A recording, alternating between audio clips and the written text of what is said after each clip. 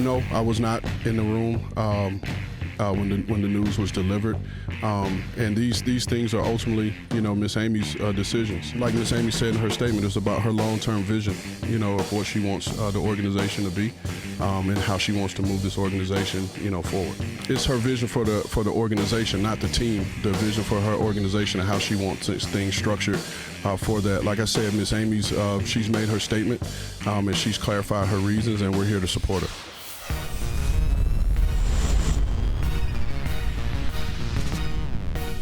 I sure hope Brant Carthon got a bonus check yesterday for running interference for Miss Amy. Isn't it nice to hear from the owner of the team when a weird decision like this is made instead of sending someone else out there to be the one to answer the questions from reporters as to why in the hell you would fire Mike Vrabel and who you think you're going to find who's as good or better than Mike Vrabel to craft the vision for the future of the Tennessee Titans? Look, we kind of saw this coming, but if you've got Mike Vrabel, just like if you've got Kyle Shanahan, if you've got any of the coaches who are doing a great job right now, I don't want to start listing them because then I'll leave someone out and somebody's going to be upset with me, or at least more upset than usual.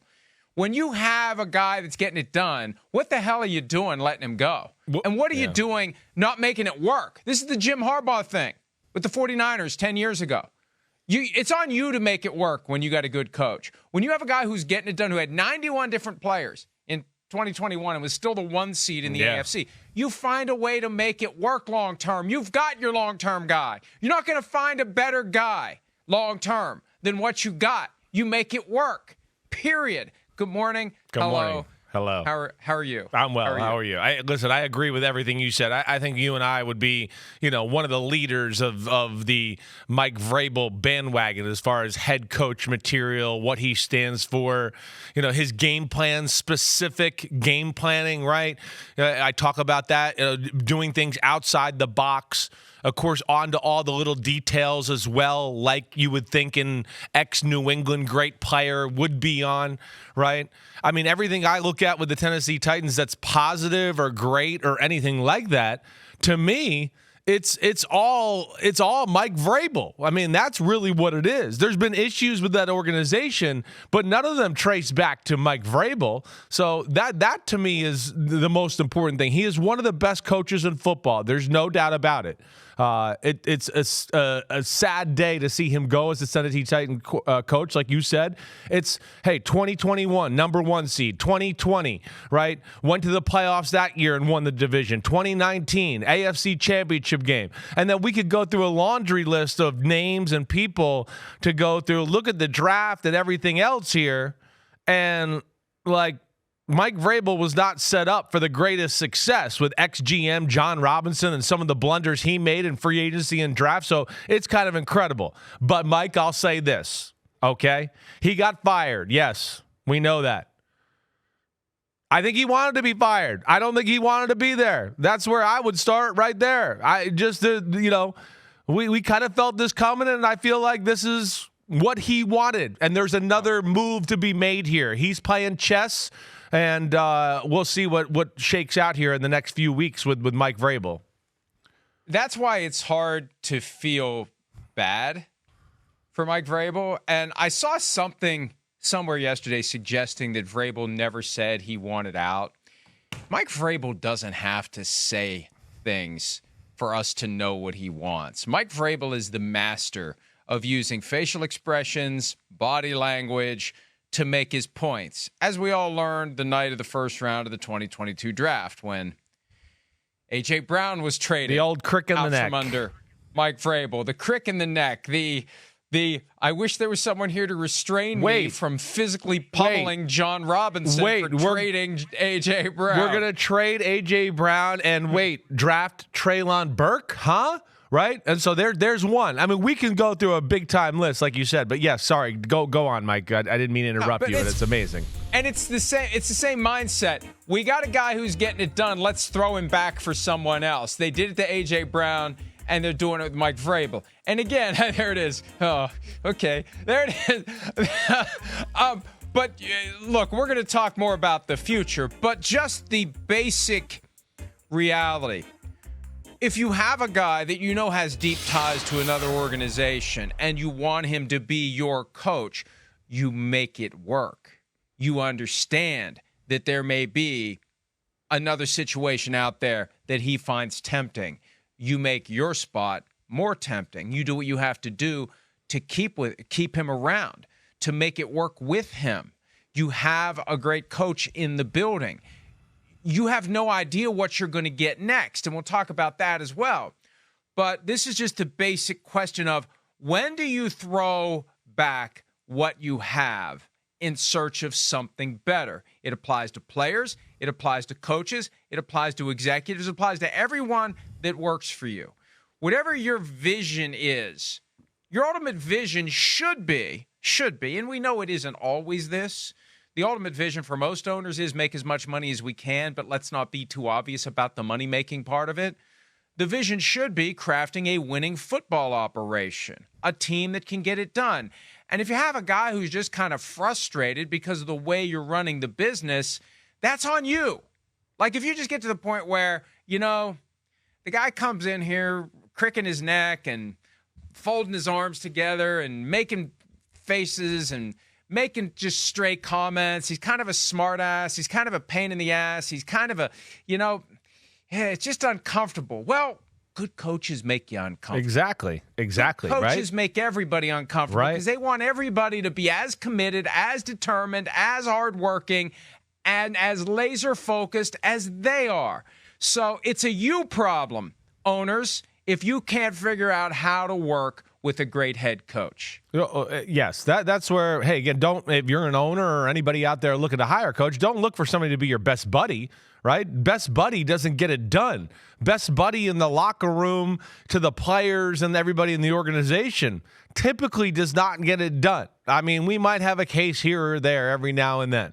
But as you said, I'm a believer in what you said. I don't think on a daily basis, right, when New England was in their prime, things were all that comfortable around Bill Belichick. Even when they would win a big game, we've heard a million stories, right? They'd win a big game, they're 14-0, and you'd come in the building and you'd be like, are we 0-14 or are we 14-0? I'm not even sure with the way our head coach is acting right now, right? I think you go out to San Francisco with Shanahan, right? It's uncomfortable. You go to Baltimore with John Harbaugh, it's uncomfortable. You go to Michigan with the guy that just won the national championship, or Alabama, who the guy's the greatest coach in the history of football. What is it? It's a little uncomfortable. Yeah, because of what you said. Wants to keep guys on edge. A little fear is good. You might lose your job if you don't do the details. Work hard, everybody. We're in here to win. Vrabel's a curmudgeon, so he sets that attitude the right way, right? But I will say, it's hard to keep a guy and make it all work and be the head coach and do all of that if he doesn't want to be there, right? It's like the old franchise quarterback thing. Well, if he doesn't want to be the quarterback of our football team, we don't really want him to lead our team. And I think we might have some of that going on too. My ears really perked up, right? We both knew there was a chance that this could happen. And I think a lot of people in the league thought maybe this could happen. My ears perked up big time with some of the player interviews after the game and the day after the game, specifically the Will Levis comment and what he said Levis said back to, or what Vrabel said back to Levis when he's like, oh yeah, I'll get to you guys soon and I'll talk to the team and let you know what's going on. When I heard that, I went, well, something's going on, because he would have brought him in right away and gone, hey, I'm your head coach and hey, don't you worry about it, blah, blah, blah. And Levis would have gone back and said that to the media. The fact that he said that itself told me that, there was something stewing in the back the facility there in the Tennessee Titans. And again, there's a good chance this is exactly what Mike Vrabel Right. I think wanted. it is. Right. Exactly what he wanted. Right. I texted him yesterday. I don't know whether to say condolences or congratulations, but either way, you're going to land on your feet and you're going to kick ass. I mean, I don't know what to say to this. And he hasn't said anything yet. He hasn't responded to me. Our relationship goes back to when he started this whole process of us having to buy expensive baked prizes ham for people who win the postseason awards. It started with a ham and it ended with it ended with more expensive things than a ham. So anyway, the reality though is, and I'm going to paint with a broader brush here. Okay. And we've seen this before. Okay, look, let me use this example. It's the best thing I can think of right now. And I always go with the best thing I can think of because I can't think of anything better. So you just got to, if you're here listening or watching, you just got to deal with whatever my impaired brain comes up with. When you want to drive a car, okay, what do you got to do? Before you can ever drive a car, any vehicle with four wheels and a motor, what do you got to do? You got to get a license to drive the car. You got to go take a written test, and you got to go back and take the driving test.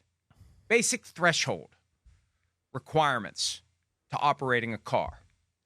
You know, there are no requirements to operating an NFL team. We realize that now. There is no test that you have to take other than when you're buying the team. The test is, do you have enough money? If you have enough money, that's it. That's the only question on the test. Do you have enough money?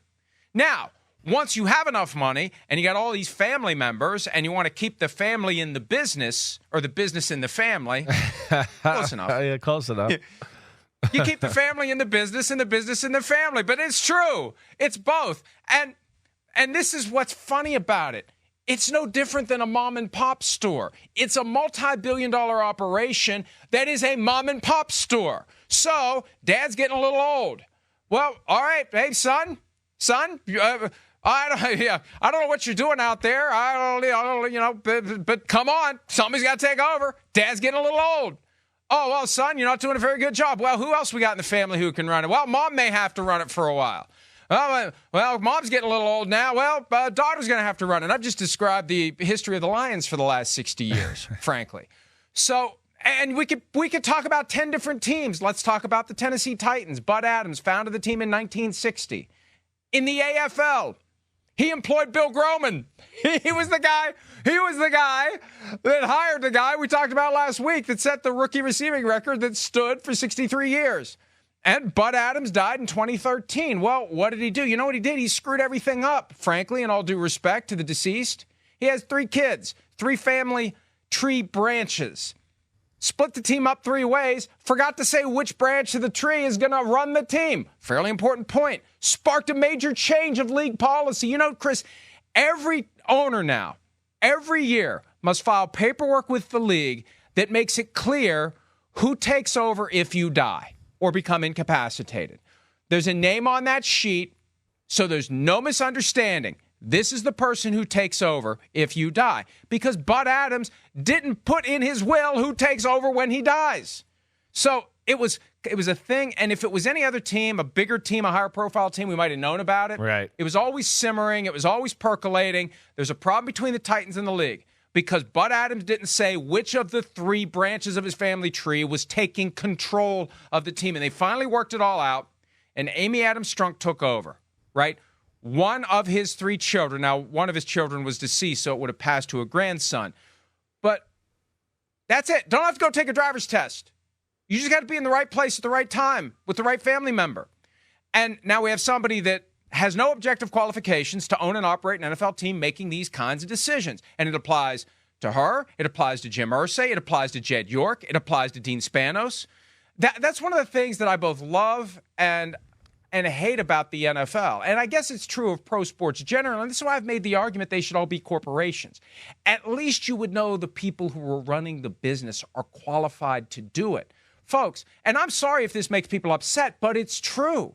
These people who are running these teams have no qualifications to do so other than I had enough money to buy it, or I married or was related to the right person at the right time, and it just fell to me. As this sport gets bigger and bigger, that's not sustainable. Is it? No. The good ones understand that they know they don't know it all, and then they hire people that they trust and go, "Oh, wait, this guy's got a good feel for it." And the good owners try to learn from those people and let those people also just do their thing and do their work, right? You know, I think Jed York's found that finally, right? You bring him up. Yeah, well, he found Shanahan, he found Lynch, and he's like, oh, hey, everything's good. Hands off. I'll come around and shake hands every now and then. Boom, right? Bill Belichick, you talk about him. What did he, I mean, not Bill Belichick, excuse me, Bob Kraft. He went, Bill Parcells. He looks like he knows how to run an organization and get things going in the right direction. Let me get him, and we'll learn from him a little bit. And then, of course, that, flowered into Bill Belichick and everything there. So, agreed with you, 100% there, right? Let's look. The Ravens. The Ravens, I think we could argue, one of the best teams of this century, really. As far as relevance, year to year, all of that. Hey, what did the owner do? Bisciotti? Hey, Ozzie Newsome forever. You run the show. Just tell me what to do, what you need, blah, blah, blah. John Harbaugh. Boom. Right? Finally, Kansas City. Kansas City with that whole group there. That ownership learned as well. So, yeah, you're spot on with the point, which I also think is adding to our point of why a guy like Mike Vrabel might want the hell out of there in Tennessee. Right? It's not being run the right way. And maybe he sees that. Let alone, hey, you never know the other factors as far as teams he wished to coach in the future, what his ultimate goals are, where he likes to live in the country. I think all of those things could play into it. But at the same time, Vrabel and his coaching ability, in my opinion here, has been tarnished more by the Tennessee Titans here as of late because they have not set him up for success. So that's where I would defend him, right? We've talked about this a little bit, whether it's the ownership issues and them not being one of the big spenders always. And then you go back to the last GM and John Robinson and how he set up Mike Vrabel, whether it's the A.J. Brown thing, drafting Caleb Farley in the first round out of Virginia Tech. He never plays. The right tackle in the first round, right, that they got out of Georgia, never played a down. I believe it was Isaiah Wynn. No, it wasn't Isaiah Wynn. I'm getting the Georgia tackles confused. Either way, he never played a down, right? They got rid of Jack Conklin, right, who was an all-pro right tackle, and tried to replace it that way. So he's been dealt some crappy hands and still made it work. Like you said, with the most injuries in the history of the NFL in one season, it was still the one seed. So, again, we don't know this, but I feel like, signs are pointing towards he wanted out of there. He wants to go somewhere else for whatever reason that is and start his new tenure as a head coach. And I would think that's going to be the New England Patriots when it's all said and done. I would think that's what's in play here.